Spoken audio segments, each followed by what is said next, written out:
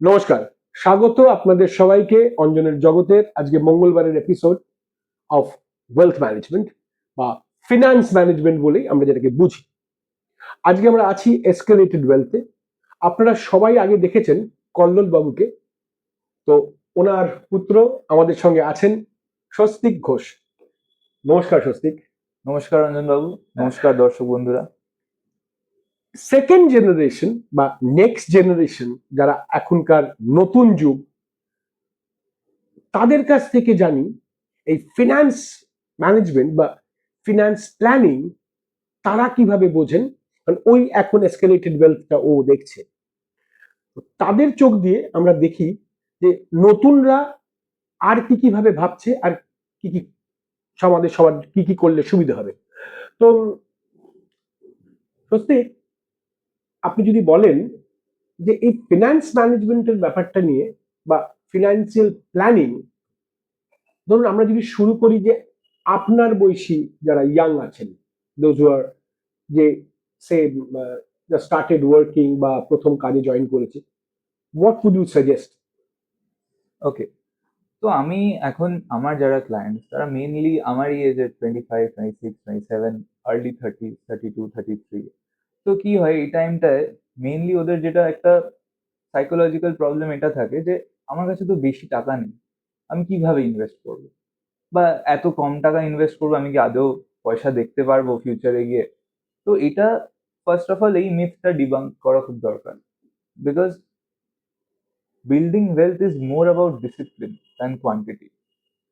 তো যত তাড়াতাড়ি আমার বয়সী, তার যতই ইনকাম হোক, সে মাসে 10,000 ইনকাম করুক, 15,000, 50,000, বাট একটা পোর্শন অফ দ্যাট ইনকাম যদি আমি সেট অ্যাসাইড করি টুয়ার্ডস মাই ফিনান্সিয়াল ম্যানেজমেন্ট, টুয়ার্ডস মাই ফিনান্সিয়াল প্ল্যানিং, তখন কি হয় একটা ন্যাচারাল ডিসিপ্লিন বিল্ড হওয়া শুরু করে।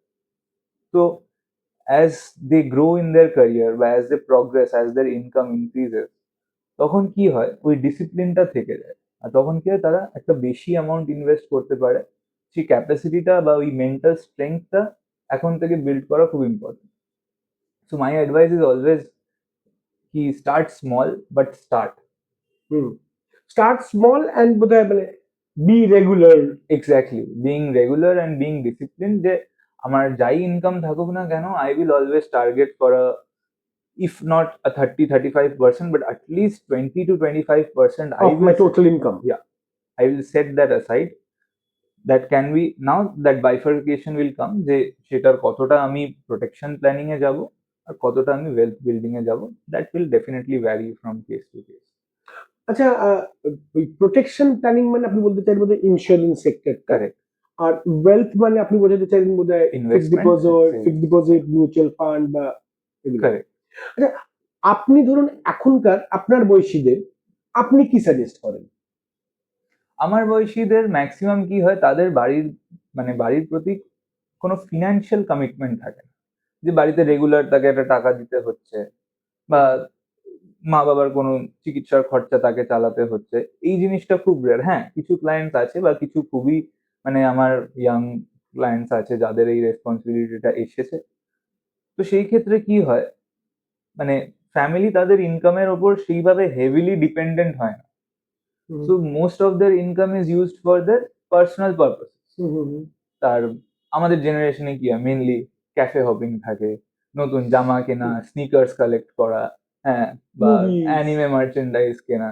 তো this is what the Gen Z relates to, বা দিস ইজ হোয়াট, মানে we believe in spending on experience, so we spend heavily on that.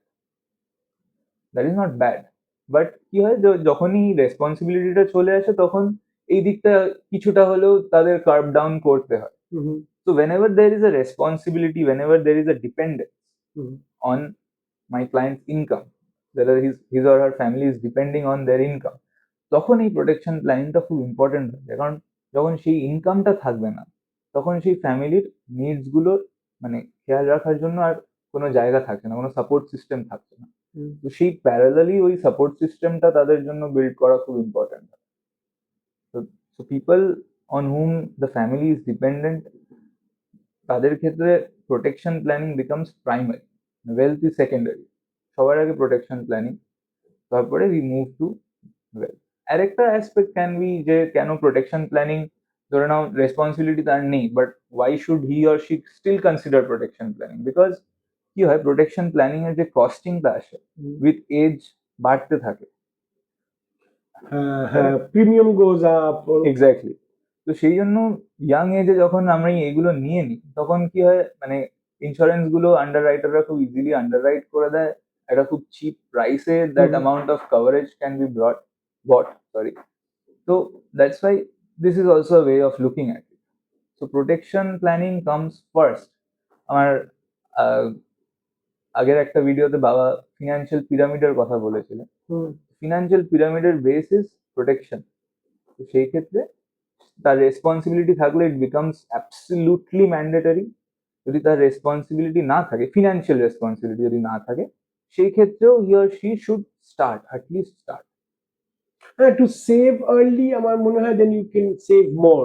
Exactly. And if there's a systematic savings and the organized savings হলে goals can be achieved even more. Goals can be achieved. And কি হয়, এই প্রোটেকশনটা নেওয়া থাকলে যে টাকাটা, ধরো আমি কোনো একটা পার্টিকুলার গোলের জন্য সেভ করছি, let's say I want to buy a flat, I want to retire early. মানে for my generation retiring early is like a big thing, nobody wants to work, everyone wants to enjoy, মানে which is a good thing because it is kind of, মানে আমিও agri করি যে আমি পড়াশোনা করেছি, আমি লাইফটা বিল্ড করেছি, আমি একটা ইনকাম করছি, সেই ইনকামটা আমি এনজয়ও করতে চাই। তো by the time people retire, অনেক সময় তাদের হয়তো সময় থাকে, টাকা থাকে, কিন্তু হেলথ আর ফিটনেসটা কমতে থাকে because of the lifestyle. So people want to retire early so that they retire with a good amount of money and they can enjoy that money. A substantial amount of money. Exactly. And good quality health and Exactly. life so that they can enjoy that, a part of that money. Absolutely. তো সেই ক্ষেত্রে কি হয়, এই protection planning গুলো যদি ঠিক অ্যামাউন্টে ঠিক ঠিক জায়গায় নেওয়া থাকে, my portfolio never gets compromised for an emergency situation because I am always covered.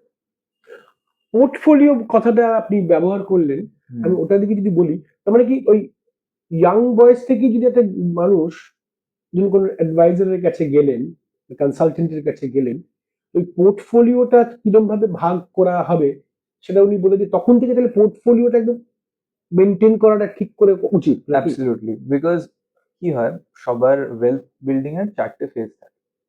My first phase is accumulation phase, যেটা আমার জেনারেশনের বাচ্চারা, বা বাচ্চা তো বলবো না, we are grown up now, যাই হোক, উই আর অ্যাট দি, কি বলবো, we are starting our career, right. তো এই টাইমটায় we want to accumulate wealth, ঠিক আছে। First is my accumulation phase, then comes my consolidation phase, যেখানে we are spending the money we have saved for big goals. এটা বলছেন consolidation, প্রথমে accumulation তারপরে কনসলিডেশন। ওকে। সেখানে কি হয়, বড় বড় রেসপন্সিবিলিটি, যেরকম it could be marriage, could be education, অনেকেরা লোন নিয়ে পড়াশোনা করে, again it could be buying a flat, buying property, buying cars, maybe in the later part there are children, তাদের জন্য পড়াশোনার খরচা, সেই সবের জন্য প্ল্যানিং করা। So once this consolidation phase is over, then we have distribution phase. তখন কি হয়, যখন আমরা যে টাকাটা জমিয়েছি বা যে পোর্টফোলিওটা আমরা বিল্ড করেছি, সেখান থেকে আমি ইনকাম নেওয়া স্টার্ট করি। ও, ওটাকে ডিস্ট্রিবিউশন বলে। হ্যাঁ, শুনুন তাহলে। সেখান থেকে আমরা ইনকাম নেওয়া স্টার্ট করি and we live our retirement through that passive income. After that we transfer our wealth. So once someone's life is over, the assets are transferred to the next generation. So these are the 4 stages of wealth management বা wealth building বলতে পারো। তো সেই ক্ষেত্রে for every person they are at a different stage of this cycle, right? Right. So the planning has to be done accordingly.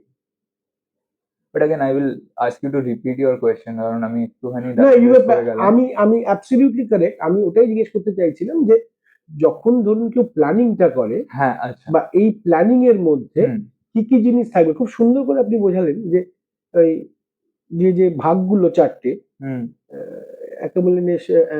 প্রথমে ওটা, then okay, I'll just repeat.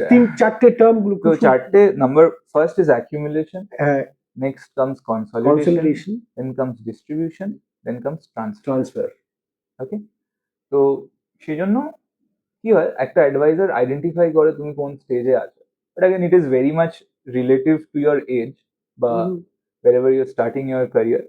So accordingly, the portfolio has to be planned and structured. Hmm. So it is definitely, if you're willing to work with an advisor, well and good, you get the advice on time. And you can also, because এখন there are many tools and a lot of with AI coming, যদিও but আমি হুম। একটা sorry আমি interrupt করছি আপনাকে, আমার তাও মনে হয় যে হুম, এআই বলুন বা কোনো জায়গা থেকে হ্যাঁ দেখে বলুন, এক্স্যাক্টলি, নিজেদের করার হ্যাঁ থেকে একজন অ্যাডভাইজারের কাছে এসে জেনে করাটা কিন্তু আমি মনে করি বোধহয় অনেক বেটার। কারণ হ্যাঁ অনেক সময়তে আমরা ভুল সিদ্ধান্ত নিয়ে ফেলি, এক্স্যাক্টলি মানে আমরা নিজেরা বুঝি না হয়তো কিসে ইনভেস্ট করবো, বা অমুক আমার পাশের বাড়ির লোক করেছে, সে হয়তো ভালো হ্যাঁ হ্যাঁ পেয়েছে, হ্যাঁ আমি হ্যাঁ করে দিলাম, কিন্তু তিনি হয়তো করেছেন 5 বছর আগে, সেই ফান্ডটা হয়তো আজকে একটু অন্যরকম হ্যাঁ জায়গায়, কারেক্ট সেগুলো তো আমরা দেখতে যাই না। এক্স্যাক্টলি অ্যান্ড প্লাস আমার জন্য এক একটা ফান্ড আমরা যা দেখেছি এক একটা সময় চেঞ্জ হয়ে যায়। ধরুন কিছু একটা পার্টিকুলার গ্রুপ অফ কোম্পানিজ হয়তো এক সময় একটা সেক্টর হয়তো খুব ভালো করছিল, সেই সেক্টরটা হয়তো এখন আবার, ডেফিনেটলি যেমন ধরুন ডেফিনেটলি এখন যদি আমি ভাবি যে আমি যদি খুব বেশি এনার্জিতে, অয়েল এনার্জিতে যদি ইনভেস্ট করি, তো সেখানে আমাকে হয়তো যা রিটার্ন দেবে তাতে অল্টারনেটিভ এনার্জিতে ইনভেস্ট করবে। ছোট্ট এক্সাম্পল দিচ্ছি, বুঝতে পেরেছি নিশ্চয়ই ভালো হবে না স্যার, কি বলেন? again all oil again it becomes very controversial with না the না, আমি জাস্ট এক্সাম্পলটা বলছি, মানে হ্যাঁ this is a good because example, the yeah this is a scenario good is example, changing সব ক্ষেত্রে। this is a good example and that was the point I was going to make. It is always good to have a guide, because again AI will also give you options and you will have to choose, choose, ultimately you'll have to হ্যাঁ choose.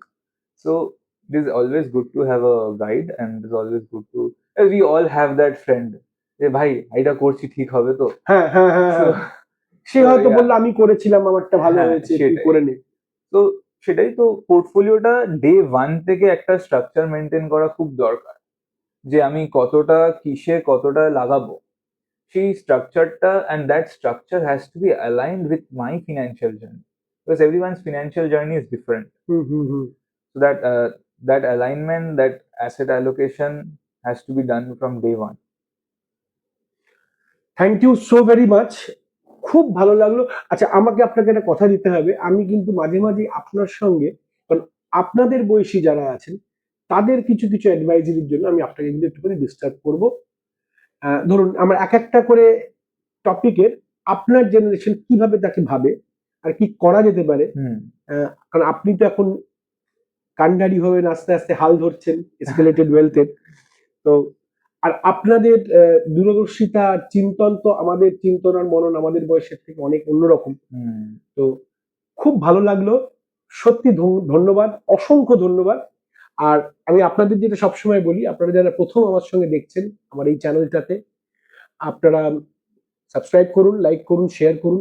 আমার ভালো লাগছে যে last কয়েক সপ্তাহে আপনাদের সাবস্ক্রিপশনের ওখানে বেড়েছে, আপনারা কমেন্ট করছেন, ভালো লাগছে।